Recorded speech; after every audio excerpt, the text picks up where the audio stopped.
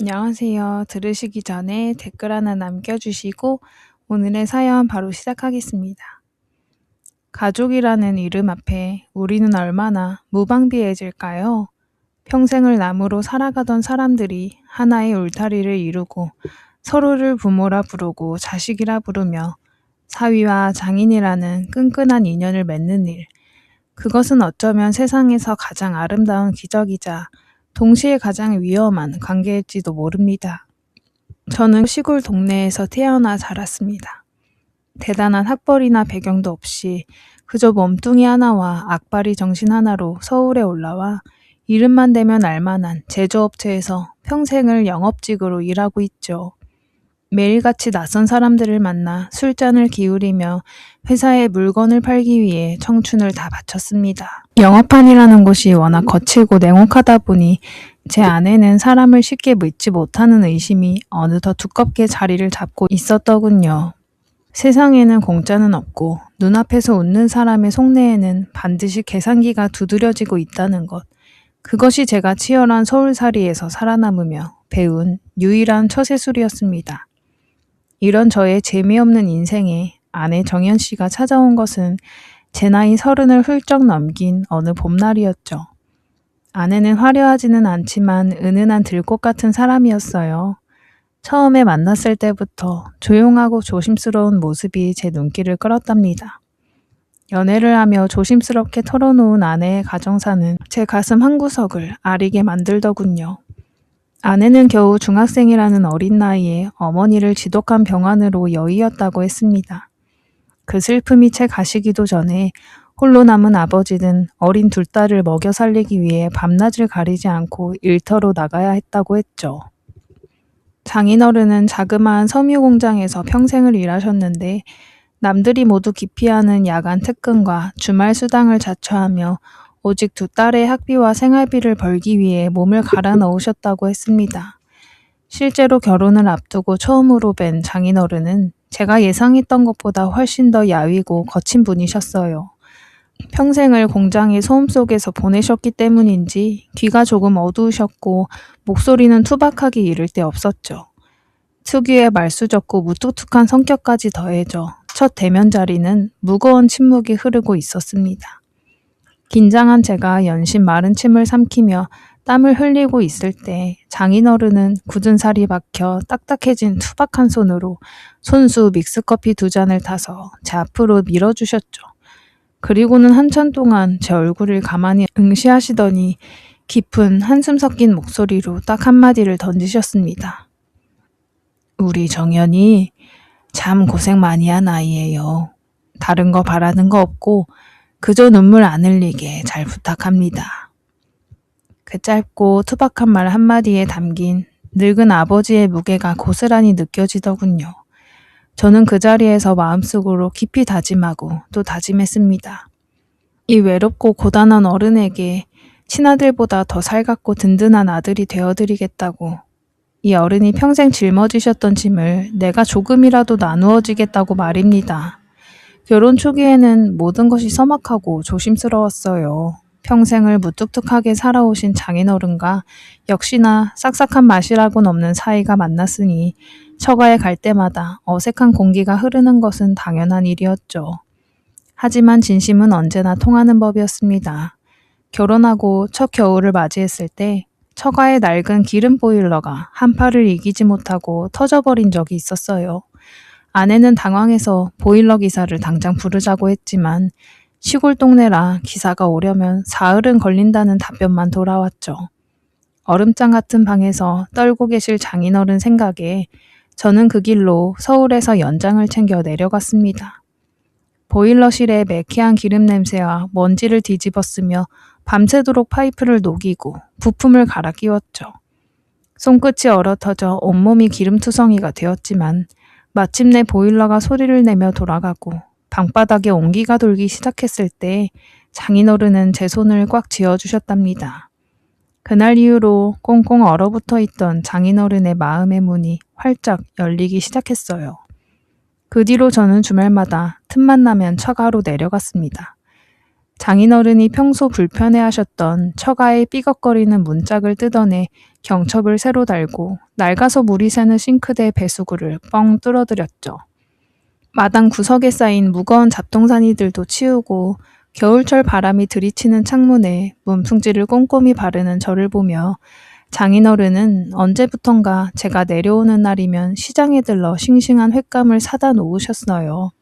그리고 안방 깊숙한 곳에서 아껴두었던 인삼주를 꺼내와 제 술잔을 가득 채워주셨습니다. 집안에 사내가 없어서 늘 적적하고 쓸쓸했는데 우리 김서방이 들어오고 나서는 꼭 친아들이 생긴 것 같아 마음이 이리 든든할 수가 없네. 그 말을 하시는 장인어른의 붉어진 눈시울을 보며 제 가슴도 뜨거워졌습니다.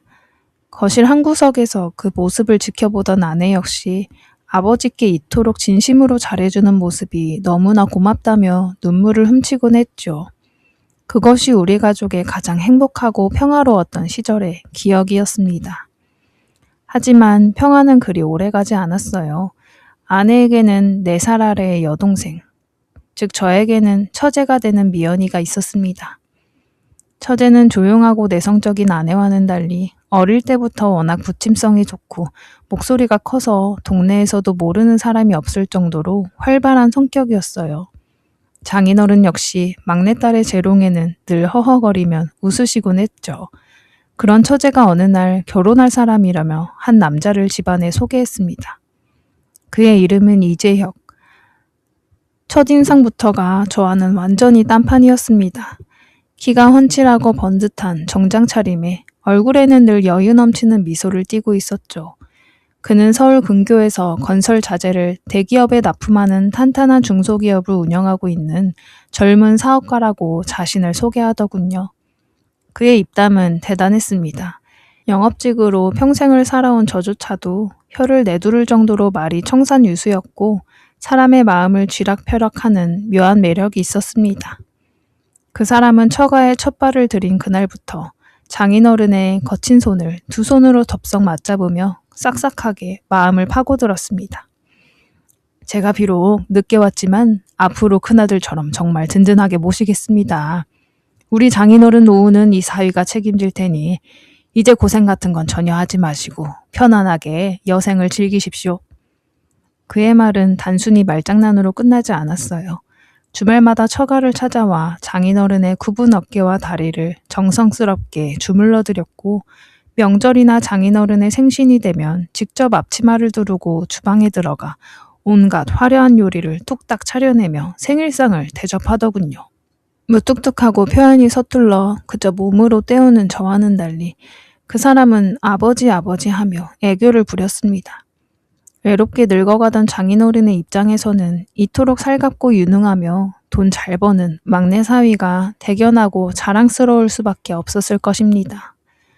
동네 노인정에 가셔서도 우리 막내 사위가 이번에 사업이 대박이 나서 라며 자랑을 늘어놓으시는 장인어른의 얼굴에는 전에 없던 활기가 돌았죠. 저는 그런 모습을 보며 일말의 질투나 서운함도 느끼지 않았습니다.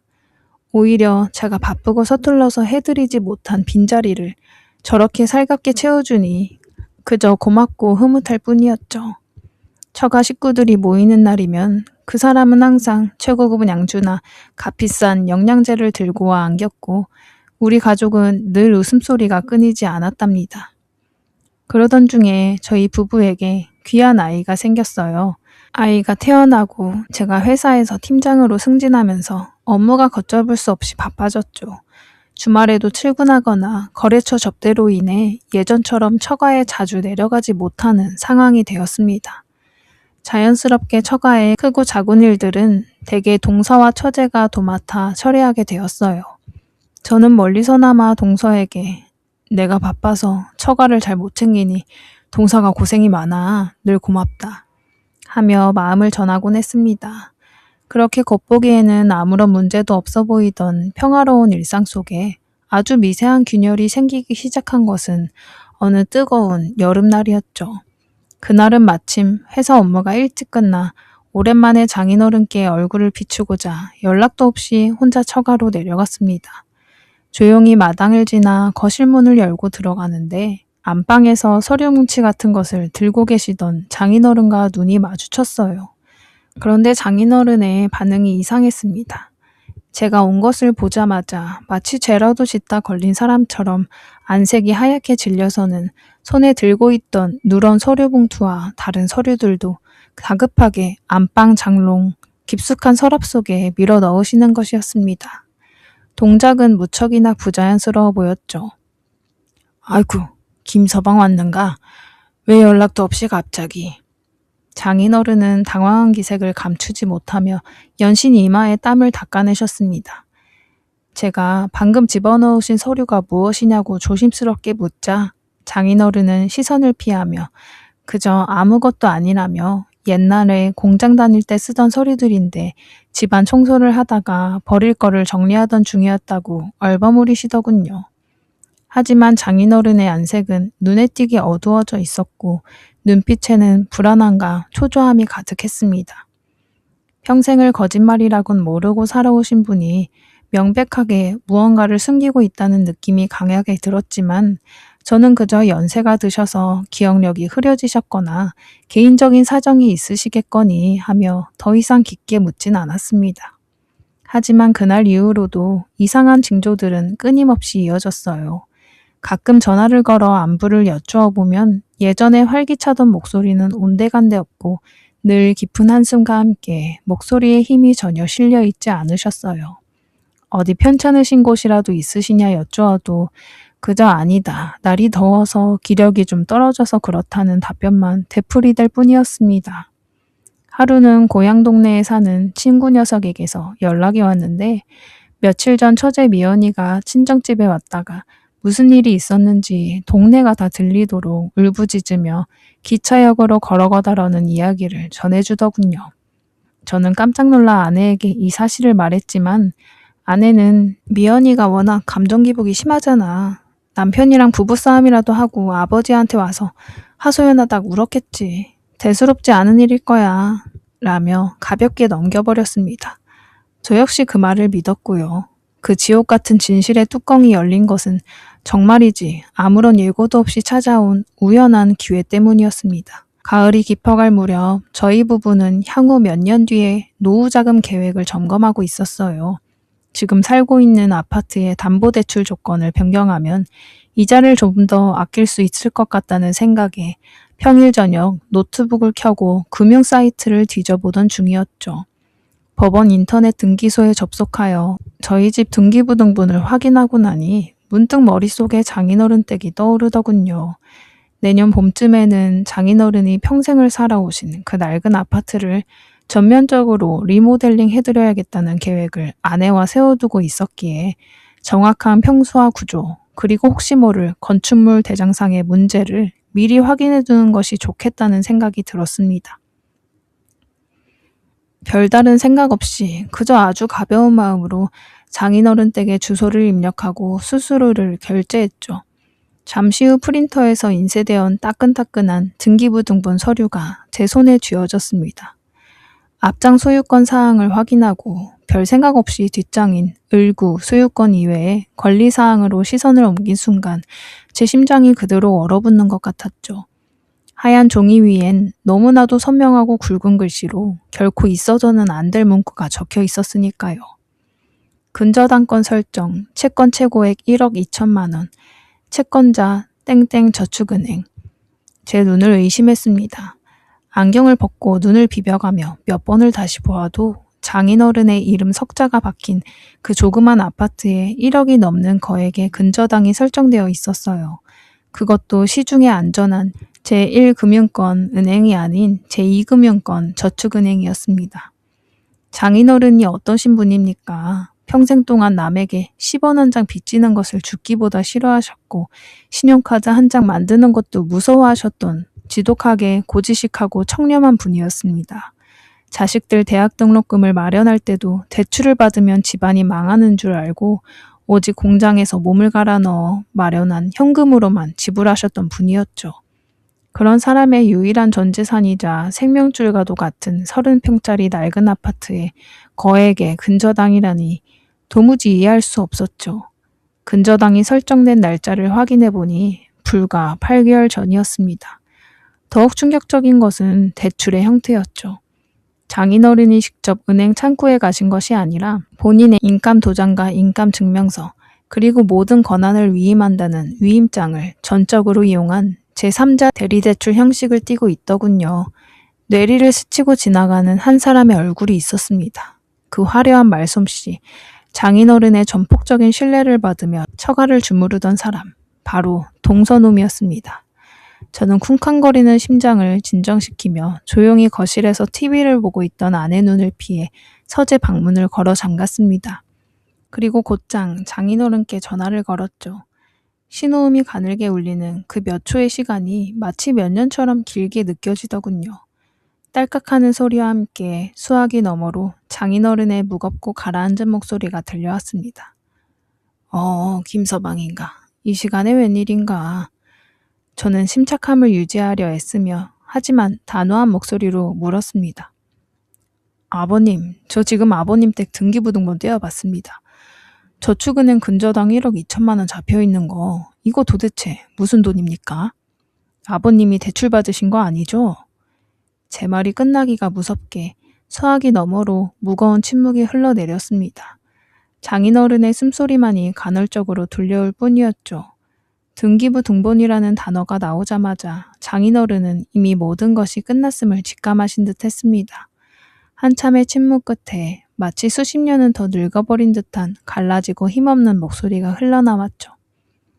그건 자네가 그걸 왜 떼어봤나? 왜? 아버님, 지금 그게 중요한 게 아닙니다. 당장 말씀해 주세요. 제가 지금 당장 그리로 내려가겠습니다. 제가 다급하게 다그치자 장인어른은 완전히 체념한 듯 나지막에 숨을 몰아쉬며 내뱉으셨죠. 결국 자네가 다 알게 됐구만. 숨길 수 있을 줄 알았는데. 오게나 김서방. 전화가 끊어지고 나서도 저는 한참 동안 수화기를 내려놓지 못했어요. 거실로 나가 아내에게는 장인어른의 목소리가 너무 안 좋으시니 무슨 일이 생긴 것 같다며 지금 당장 급하게 고향으로 가보자고만 둘러댔죠. 아내는 무슨 영문인지도 모른 채 주섬주섬 옷을 챙겨 입었고 저희 부부는 그 길로 어두운 밤길을 뚫고 고향으로 차를 몰았습니다. 고속도로를 달리는 내내 머릿속이 터질 것 같았고 불길한 예감은 온몸에 피를 얼어붙게 만들더군요. 처가에 도착했을 때 이미 새벽을 향해 가는 깊은 밤이었어요. 평소 같으면 사위가 온다며 마당 불까지 환하게 켜놓고 기다리셨을 장인어른이었지만 그날의 처가는 어둡고 고요했습니다. 집 안으로 들어서니 장인어른은 소파 한 구석에 허리를 잔뜩 숙이고 홀로 덩그러니 앉아 계시더군요. 그 모습이 너무나 초라하고 작아 보여서 가슴이 덜컥 내려앉았답니다. 아내가 놀라서 아버지, 왜 이러고 계세요? 무슨 일 있으세요? 라며 달려가 손을 잡아주었죠. 장인어른은 큰딸의 얼굴을 차마 마주치지 못하고 고개를 돌린 채 눈물만 흘리고 계셨습니다. 저는 장인어른의 앞에 무릎을 꿇고 앉았어요. 그리고 가방에서 인쇄해온 등기부 등본을 꺼내 탁자 위에 올려놓았죠. 아버님, 숨기지 마시고 다 말씀해 주세요. 이 거액의 대출, 그리고 아버님의 불안한 모습들, 정말 막내 사위 그 자식과 관련이 있는 거죠? 맞습니까? 제 질문에 장인어른은 온몸을 파르르 떠시더니 붉어진 눈으로 저를 바라보셨습니다. 그래, 전부 그 자식이 한 짓이야. 내가 눈이 멀어도 단단히 멀었지. 장인어른의 입을 통해 흘러나온 사건의 전말은 인간이 어디까지 잔인해질 수 있는지를 보여주는 참혹한 사기극이었습니다. 비극의 시작은 약 1년 반 전으로 거슬러 올라갑니다. 그 사람과 처제 미연이가 장인어른을 찾아와 대단한 비밀이라도 되는 양 바람을 잡기 시작했다고 하더군요. 그 사람은 자신이 건설자재 사업을 하면서 대기업 고위 임원들과 막역한 사이가 되었는데 그들을 통해 일반인들은 절대 알 수 없는 확실한 강남 재개발 지역의 땅과 상가 투자 정보를 입수했다고 주장했습니다. 아버지, 이 정보는 평생에 한 번 올까 말까 기회입니다. 대기업 회장들도 수십억씩 투자한 확실한 건이에요. 아버지 평생 공장에서 고생하며 모으신 퇴직금, 은행에 넣어두면 이자 몇 푼이나 나옵니까? 저를 믿고다가 몇 달만 맡겨주시면 제가 그 원금을 몇 배로 불려드리게요. 자식이나 다름없는 제가 어찌 장인어른 돈을 가지고 장난을 치겠어요. 제 목숨을 걸고 노후를 황금빛으로 만들어 드리겠습니다. 처음에는 장인어른도 난 그런 투자 모른다.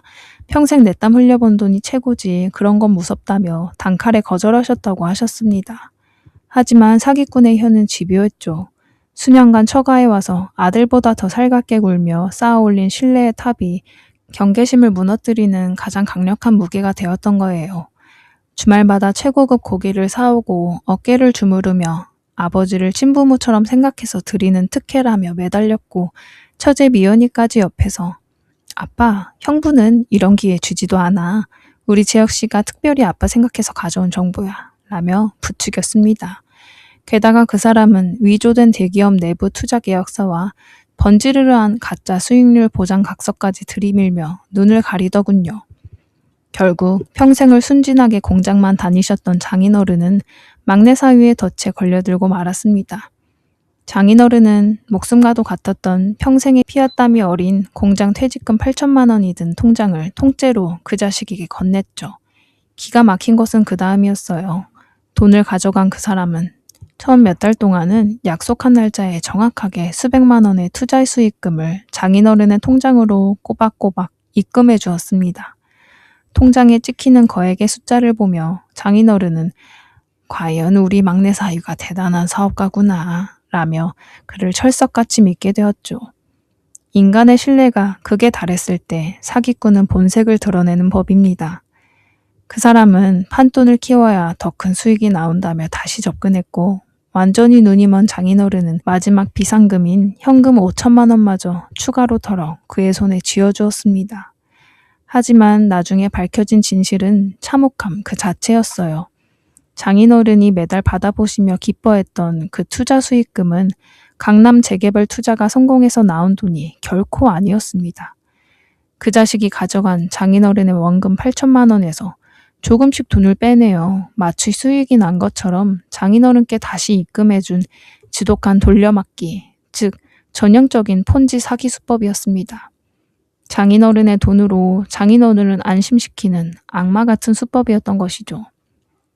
사유의 완벽한 덫에 빠져 헤어나오지 못하는 장인어른에게 그 사람은 마침내 마지막 치명타를 날렸어요. 약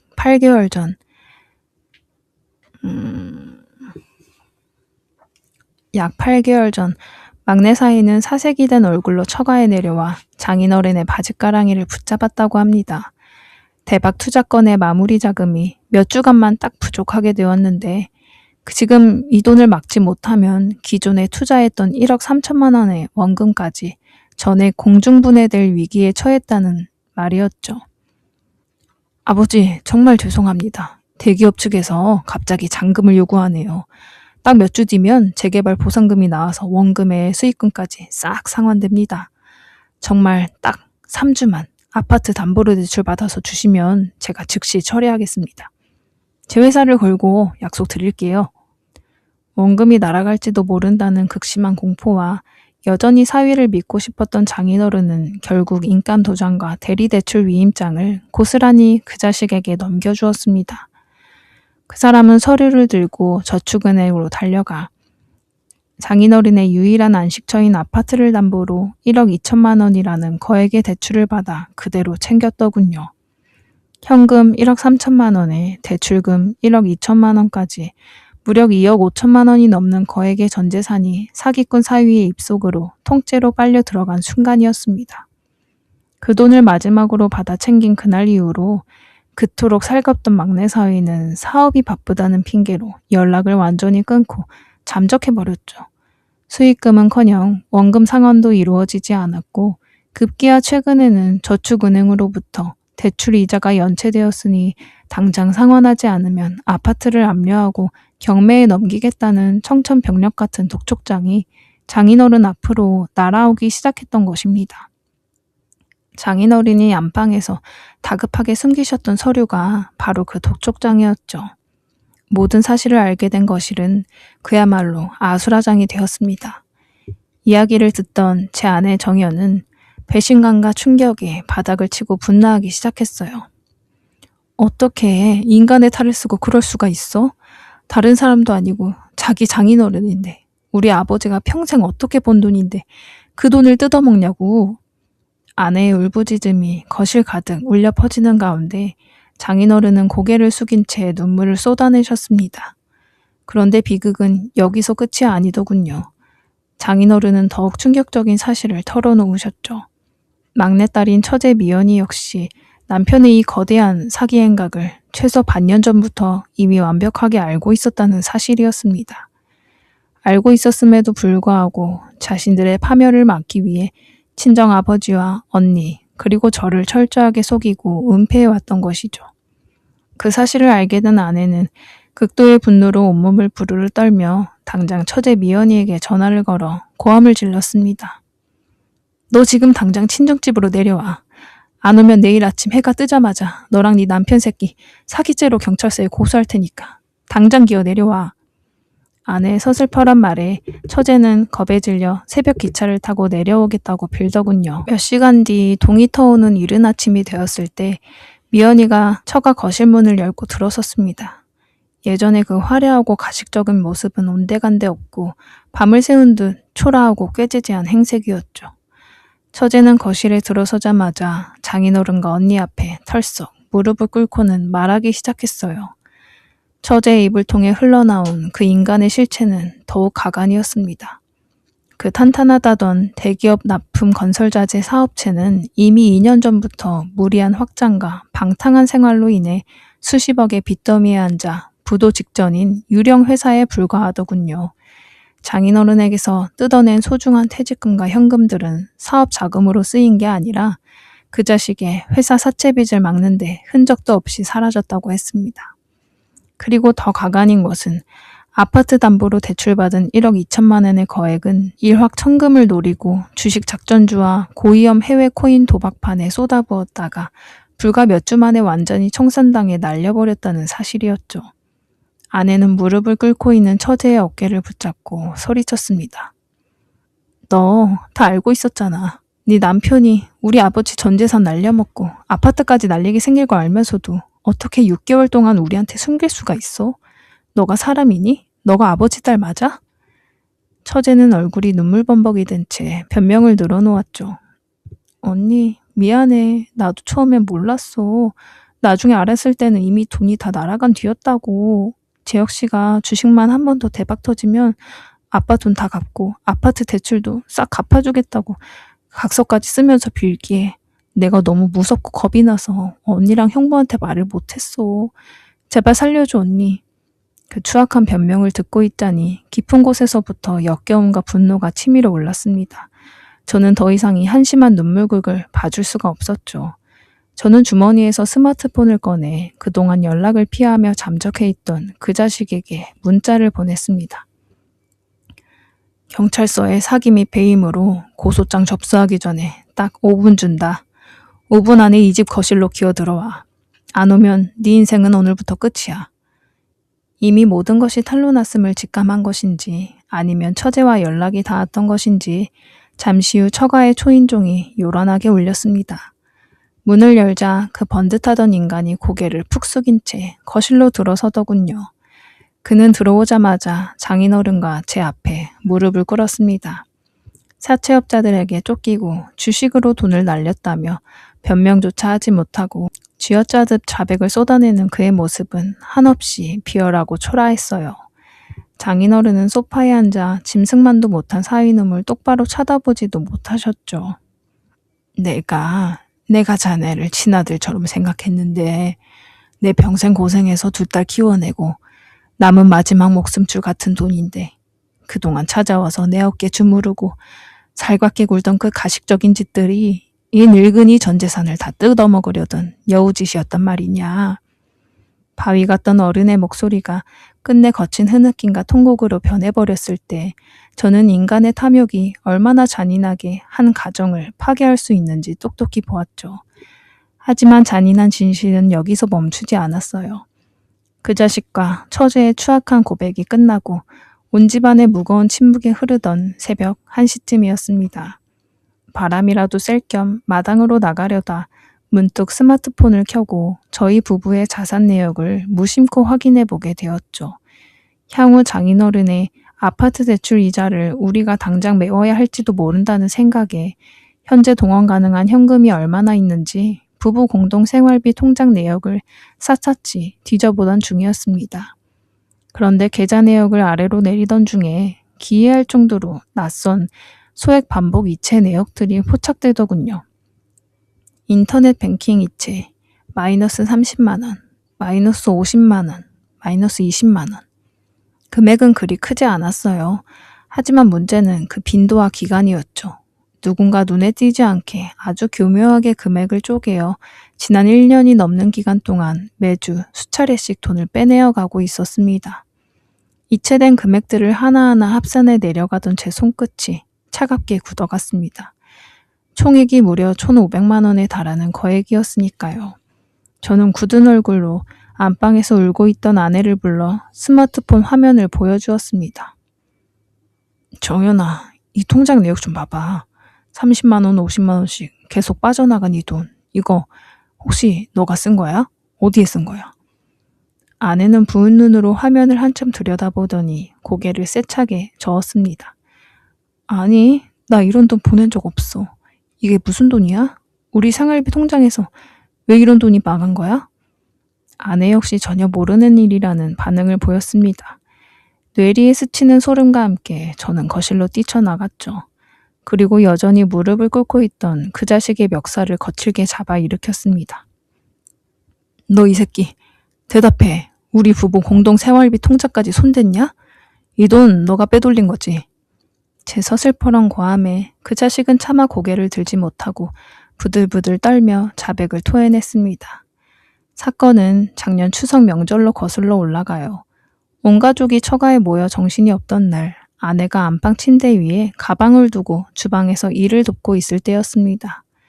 그 자식은 처제 미연이에게 급한 공과금을 대신 스마트폰으로 내준다는 핑계로 아내의 스마트폰을 잠시 만졌고 그 과정에서 아내의 공인인증서, 비밀번호와 계좌 비밀번호까지 몰래 훔쳐보아 알아내었던 것입니다.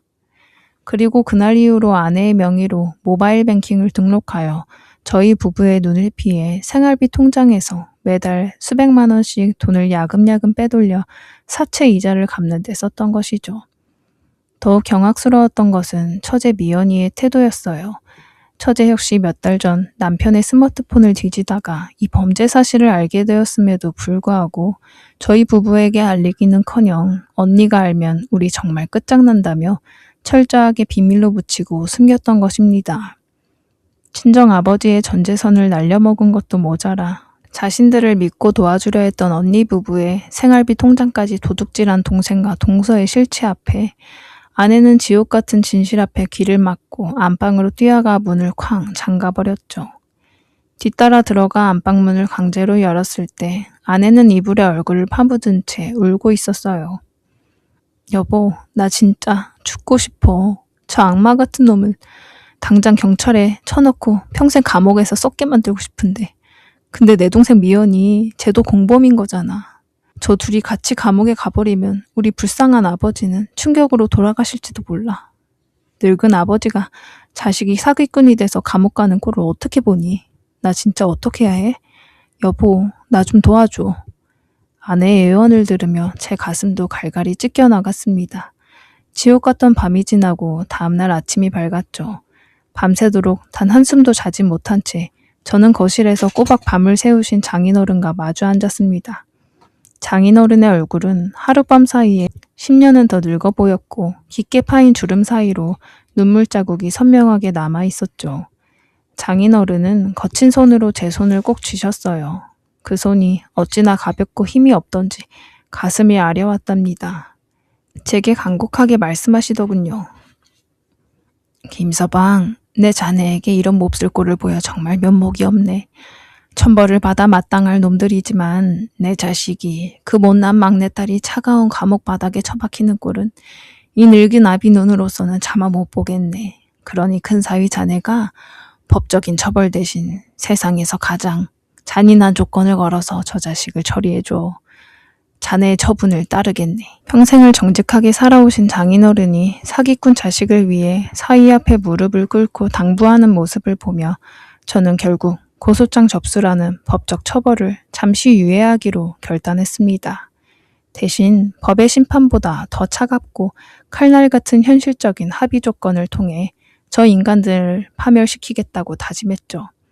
저는 거실 바닥에 고개를 쳐박고 있는 그 자식과 처제 미연이를 매서운 눈빛으로 노려보며 밤새 작성한 합의 서류와 공증각서를 그들의 얼굴 앞에 사정없이 내던졌습니다. 지금부터 내가 하는 말 단 한 자라도 토를 달거나 단 하나라도 어기면 그 즉시 내 손으로 형사 고소장 접수한다. 내 동정심은 어젯밤으로 끝났으니까 똑바로 들어. 제 서슬퍼런 선언에 두 사람은 숨을 쉬지도 못한 채 서류를 바라보았습니다. 첫째, 너는 오늘부로 처제 미연이와 법적으로 합의 이혼한다. 위자료와 양육권은 당연히 처제가 전액 가져가고 너는 오늘 이 시간부로 우리 가족에게서 영원히 제명이야. 다시는 장인어른과 내 아내 그리고 미연이 주변에 얼씬도 하지 마. 만약 근처에서 네 놈 그림자라도 보이면 그 즉시 사기 및 절도죄로 고소 진행할 거야.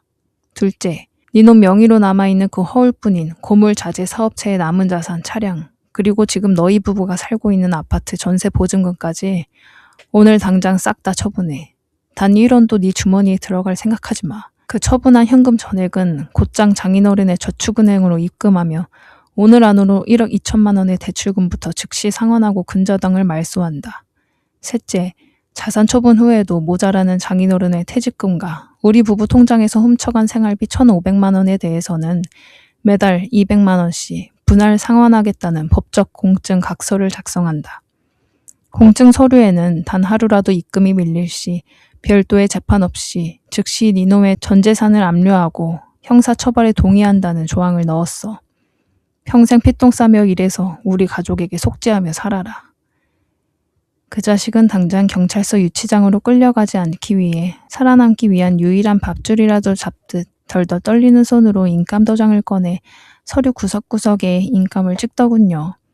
가정이 완전한 파탄난 처제 미연이가 울자 묵묵히 지켜보시던 장인어른이 거실 찻상을 탁 치시며 호통을 치셨습니다. 시끄럽다 이 미련한 자식아.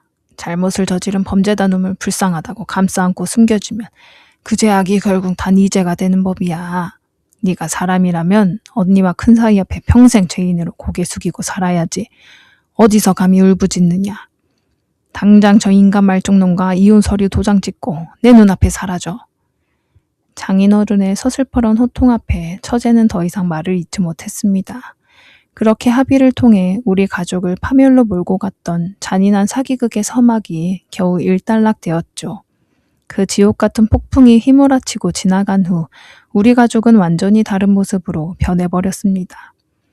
그 자식의 남은 유령회사 자산과 타고 다니던 외제차, 그리고 전세 보증금까지 탈탈 털어 강제 처분한 결과 다행히 장인어른의 아파트에 잡혀있던 저축은행 대출금 1억 2천만 원은 전액 상환할 수 있었고 지독했던 근저당권 설정도 완전히 말소되었죠. 노인의 마지막 안식처인 집 한 채는 겨우 지켜낸 셈이었습니다. 매달 제 날짜에 들어오는 200만 원의 변제금 역시 공증 서류가 가진 무서운 법적 구속력 때문인지 그 자식이 어디선가 밤낮으로 노가다를 뛰어가며 악착같이 보내오고 있답니다. 하지만 돈을 일부 찾았다고 해서 한번 찢겨나간 가족의 영혼과 상처가 회복되는 것은 결코 아니었죠. 처제 미연이는 이혼 후 두 아이를 데리고 아무런 연고도 없는 시골 변두리의 자그마한 빌라 월세방으로 쫓기듯 이사했어요. 낮에는 식당 주방 보조로 일하고 밤에는 마트 캐셔로 일하며 남편의 죄와 자신의 방조에 대한 비참하고 혹독한 대가를 온몸으로 치르고 있습니다. 제 아내 정연이는 그날의 충격으로 인해 극심한 우울증과 이명 증상에 시달려 오랜 기간 정신과 치료를 받아야만 했습니다. 가장 믿었던 동생과 동서에게 당한 배신감은 아내의 가슴에 평생 지워지지 않는 흉터로 남더군요. 하지만 인간의 핏줄이라는 것은 참으로 지독하고도 끈질긴가 봅니다.